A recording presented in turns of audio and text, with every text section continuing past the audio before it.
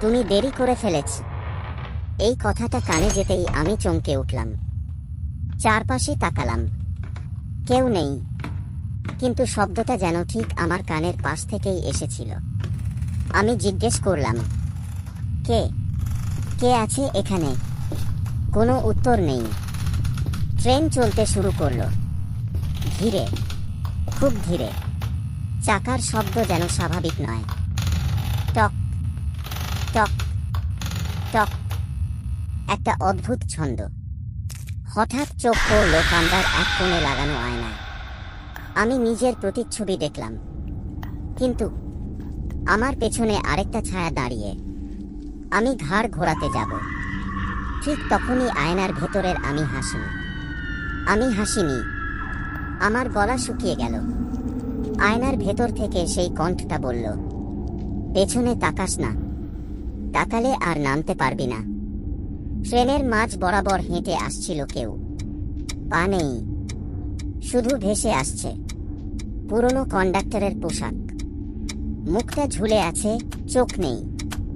সে আমার সামনে এসে দাঁড়ালো। গলা থেকে খসখসে শব্দ বেরিয়ে এলো, টিকিট দেখাও। আমি কাঁপা হাতে পকেট থেকে টিকিট বের করলাম। সে তাকিয়ে থাকল, হঠাৎ বলল, এটা তোমার না। ট্রেন থামল। স্টেশনের নামের বোর্ডে কিছুই লেখা নেই। প্ল্যাটফর্মে দাঁড়িয়ে আছে অনেক মানুষ, সবাই স্থির, একদম মূর্তি হয়ে। তাদের চোখ সবাই আমার দিকেই তাকিয়ে।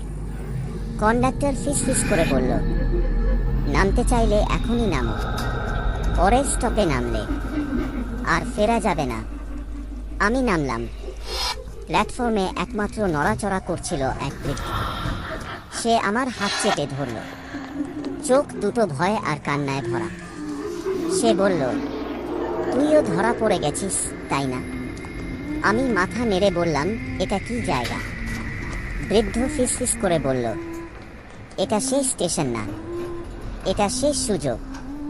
বৃদ্ধ বলল, এই ট্রেনটা শুধু তাদের নেয় যারা রাত 12টার পর একা থাকে, কারো জন্য অপেক্ষা করে।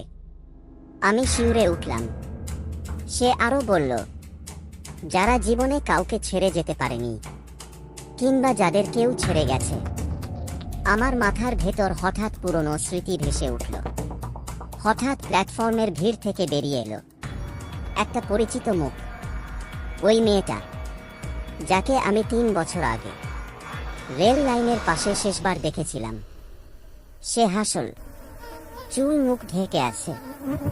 সে বলল, তুমি তো বলেছিলে শেষ ট্রেনেও তুমি আসবে। আমি কাঁপতে কাঁপতে বললাম, তুমি তো মারা গিয়েছিলে। সে মাথা কাত করে বলল, আমরা কেউ মরি না, আমরা শুধু অপেক্ষা করি। ট্রেনের হুইসেল আবার বাজল। এইবার শব্দটা খুব কাছে, খুব খুব কাছে।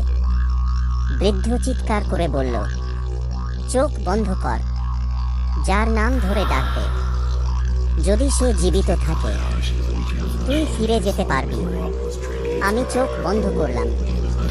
মাথার ভেতর শুধু একটাই নাম। আমি জোরে চিৎকার করলাম, মা। ভয়েস এখানে ধীরে, শ্বাস ভারী। চোখ খুলতেই আমি স্টেশনের বেঞ্চে পড়ে আছি। ভোরের আলো, চারপাশে মানুষ। কেউ বলল, রাতভর এখানে ঘুমাচ্ছিলেন। আমি উঠে দাঁড়ালাম, হাত কাঁপছে। শেষ দৃশ্য। স্টেশনের বোর্ডে চোখ পড়ল, শেষ ট্রেন বাতিল। কিন্তু বেঞ্চের পাশে পড়েছিল একটা পুরনো টিকিট। তারিখ ছিল আজকের নয়, আমার মৃত্যুর দিন। শেষ, এখনো নয়।